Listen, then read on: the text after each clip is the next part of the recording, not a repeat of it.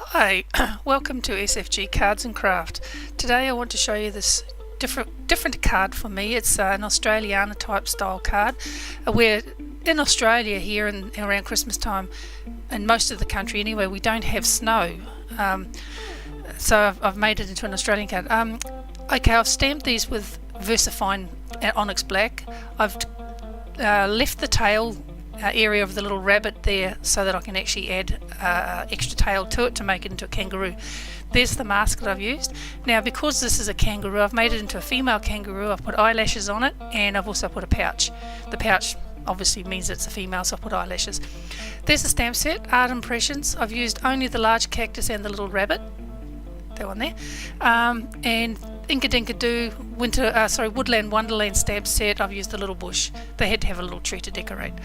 I've made these masks just out of the normal masking paper, but I've actually on the top I've actually put a clear plastic sheet. It makes the masks last a lot longer. Usually with these masks, if you don't put the clear plastic sheet, you can only get 1 or 2 uses out of them. This is masking fluid just to mask out the little lights that are just too difficult to make the cutouts for. On the side there, I'm actually putting a little puddle of stamp cleaner to actually dip the brush into. It helps to clean the brush after these masking fluids are almost rubbery type, and it can destroy the brush. Basically, when you actually use this, you almost have to chuck the brush away. But if you dunk it into the soapy solution, I've just used the stamp cleaner brush here. It actually helps you to clean the brush completely, and the bristles, they can be used for anything still afterwards, rather than actually just keeping it purely just for this masking fluid and then throwing it away after probably a couple of uses. But see, they're showing the brush how clean it is after just washing it, and it's just come perfectly clean. Okay, this is like a post-it type tape, and it's just 2 inches wide. The card itself that I'm making is actually, I think it's 99 millimeters by 210, I think. It's basically just to fit onto a DL card size. Okay, just using, I think there was mustard seed, I think, in there, just using it for the yellow. Really any yellow could do. I would have used the squeezed lemonade, but my squeezed lemonade is actually getting quite dry, and I don't think it would have done one more card, because I've done about 30 cards with the squeezed lemonade this year for Christmas. Not this same one, but similar sort of thing where I'm using the yellow and the red in the skyline, and of course I'm just about ran out of the when I ordered the re-inkers. I didn't actually think to buy a squeezed lemonade, did I? I bought the candied apple, and which is the other colour that I'm using, is candy apple, and I bought fossilized. Sorry, no, I didn't buy fossilized amber. I bought a few other. Anyway, I bought a few others, but I forgot to buy the squeezed lemonade. Just finishing it off up here, just for a bit of touch up here and there.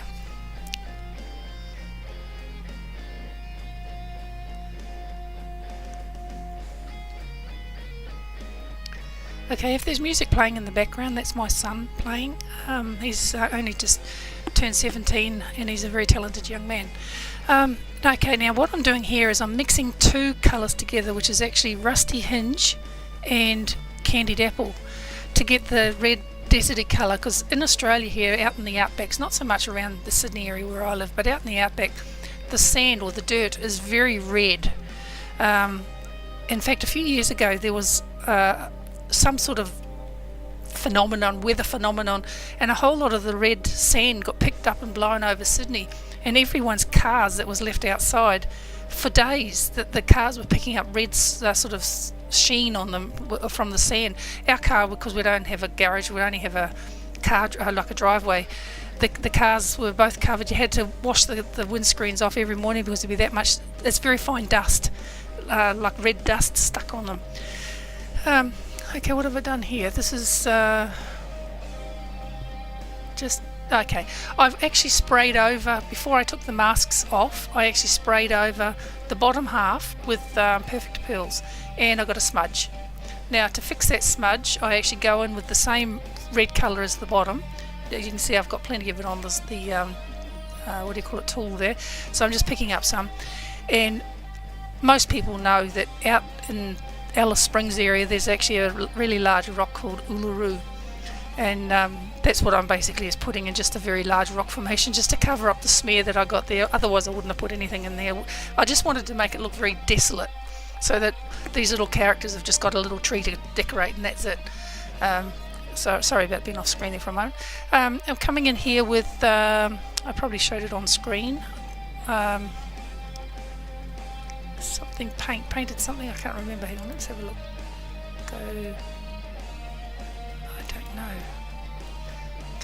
It's gone now off the screen. Anyway, and that's, I will show it at the end what I've actually used in here. And I'm just painting, going over and basically blocking in the whole area of the cactus itself, not the scarf and the hat, of course, or the little lights, but the actual cactus itself, going in with that one colour. And it might even be crushed olive that I used. It really doesn't matter. I've chosen a couple of colour. I didn't want it to be too bright, because then that would take away from the little lights that are going to be bright, and their scarves and hats. And because of all the red that's in here, I decided just to stick with the green for the scarves and hat for the little animals, and the little Christmas ball that the little now kangaroo is holding. Now this is, I can't remember the colour I'm going in with here, but as I said, I will put it down in the, I would have showed it up front probably. I will put it down in the description anyway. But as I said, it doesn't really matter what greens you use. I've just chosen these two greens. I mean, it's just one of these things. When I was actually looking through my craft store that I actually buy, one of the online stores, I've got about 5 different ones in Australia here that I buy from, and I came across this little stamp set, and I thought, oh, that is so gorgeous, and I straight away thought of this card, of doing this card, and I thought, oh, really cute, so I've gone ahead and done it. Okay, now that's Lucky Clover. This is just doing for the hats and the scarf, just the green parts. I actually do 2 coats of Lucky Clover just to sort of make them nice and bright, and it looks quite good against the red. If I'd put red on the hat and scarf, it would have just looked too much red, I think, so it needed that hint of colour. Even though it's only a small area, it needed that little bit of colour other than the red in it.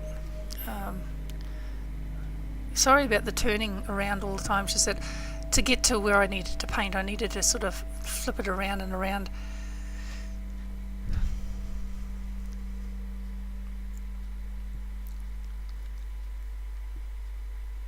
The little Christmas ball, I'm doing that with the same colour, Lucky Clover. They both, all the green parts get 2 coats. And I probably could have done that in a different colour, the little Christmas ball, because I have put 5 different coloured lights. There's 10 little lights there, and I've put 5 different colours. So I probably could have put a different colour than the green on that little ball as well, one of the other colours like a purple, or I actually did an orange and a pink. I mean, really the orange was probably a bit close to the red too, and the pink, but never mind, I had to come up with some colours. Just drawing in the tail of the kangaroo. I'm calling it a kangaroo because that's what I've made it. Just using a Copic fine, what is it called? I think I'll show it in a moment. Multi-liner, fault the number 0.3 of a millimetre. That's just a very fairly fine. Actually, I think that's the thickest one in the kit of 4 that I actually bought. Now I've flashed those in front of the lens, but I've forgotten what they are already. Oh, this is tea dye is the base colour, and I think it's gathered twig for the darker shaded area.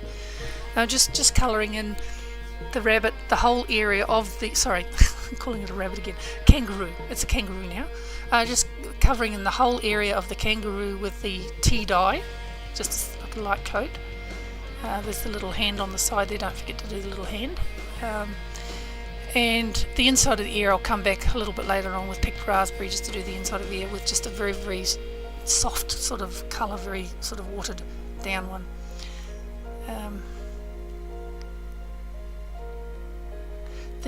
I think I left the eye area white because I go in later on with a white glaze pen and actually do a lot of the white areas, like on the scarves, the hat,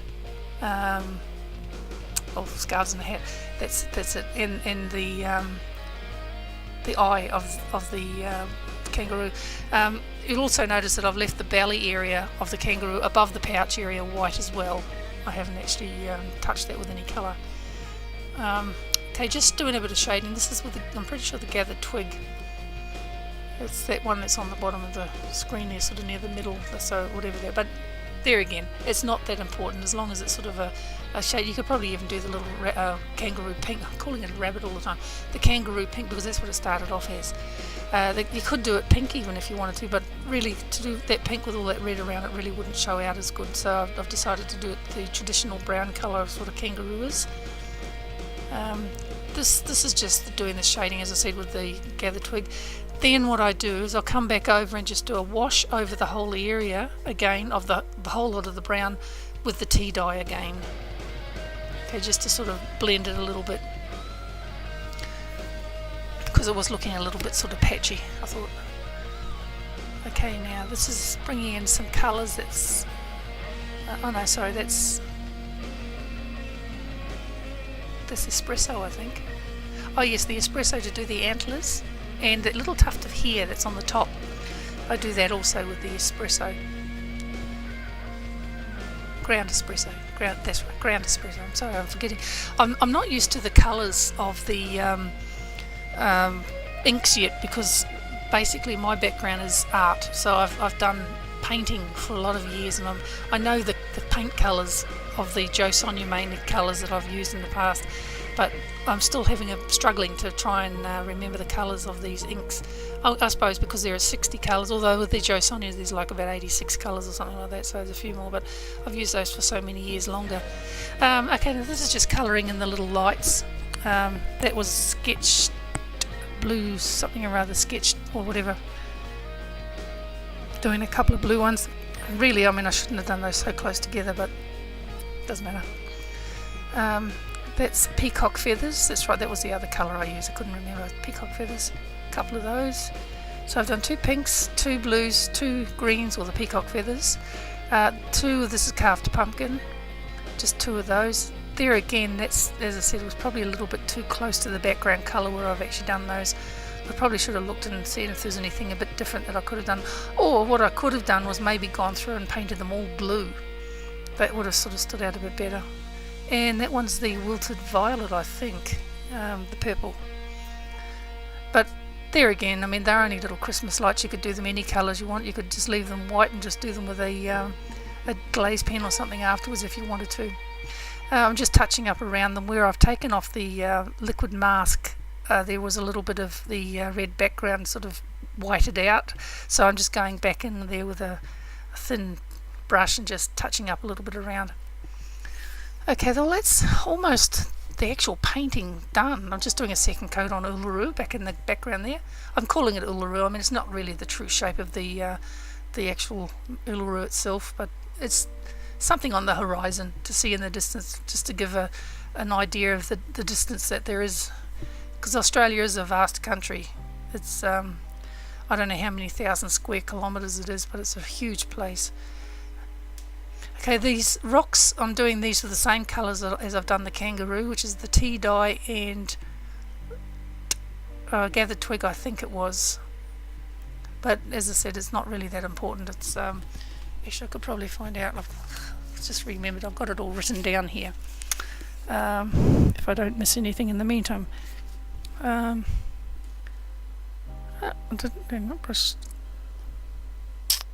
Rocks, tea dye and gathered twig, yes. Okay, so that's the same as what the kangaroo is. The antlers is gathered. Oh no, I've got gathered twig down here, but I'm pretty sure it was the espresso one. But it could have been the gathered twig as well. It doesn't really matter, just I wanted it something a little bit darker than the rest of the body. Now what I'm doing here, slightly off screen, apologies for that, is trying to line up the word Aussie. As you can see, I've got it all taped together. This is actually using, it's like a plastic sticky, it's all sticky on one side. It's something that's actually used primarily for covering books, to sort of keep them protected so they don't get damaged too quickly. And I've just run it through my big shot, and that's what it's come up with. When I actually tried to place it, I tried to place it so that the little rabbit's face would be completely on one letter rather than having it cut in half. So that's why I've put it a little bit higher than I would have normally have liked to have put it. I think with the other ones I've done the ones with the blue snow and with the snow and everything on them, I've actually put those roughly halfway so that the middle of the letters would be right on the horizon line. And also those ones I've actually done a little differently, where I've actually raised this area and sunk in the letters. Well, this one I'm actually doing it the opposite way. I'm putting the main panel down flat, and I've used these letters. I cut these letters out of fun foam and put the double-sided sticky tape on both sides the day before, so a whole day, and they still had stayed flat. They never actually came back to their normal shape. So I actually heated them with the hot air gun just for a few seconds, and they just rose straight back up again. So if I'd heated them too long, of course, they would have probably shrunk the fun foam completely and wouldn't have been able to fit them properly. But just a few seconds with the heat gun just around the edges, and they raised back up again. I was surprised because they sat overnight and didn't budge. And then a few seconds with the heat gun and they came back. Okay, just sort of trying to line them up here as best I can, but I think what I could have done in hindsight was maybe rather than use white foam, use black foam, and it just might have sort of stood out more as a shadow, which is what I was hoping for. But oh, never mind. I mean, this is the first time. I mean, if anyone decides to try and make something like this themselves, maybe they might decide to use the black instead of the white and to get that shadow effect that I haven't done here. But anyway, it looks quite good. So there it is there, almost finished. I've just got to put the sentiments on now. Now when I put the sentiments on, under my thumb there, which I'm trying not to show, I've actually made a mess. You can see a little black line there. When I was stamping the word Mary on, I accidentally dropped the stamp into the stamp pad, into the stamping block, into the ink, and it smudged. So not much I can do about it. Anyway, that's the card. Thank you for watching, and if you like it, please subscribe, and see you next time. Thank you. Bye bye.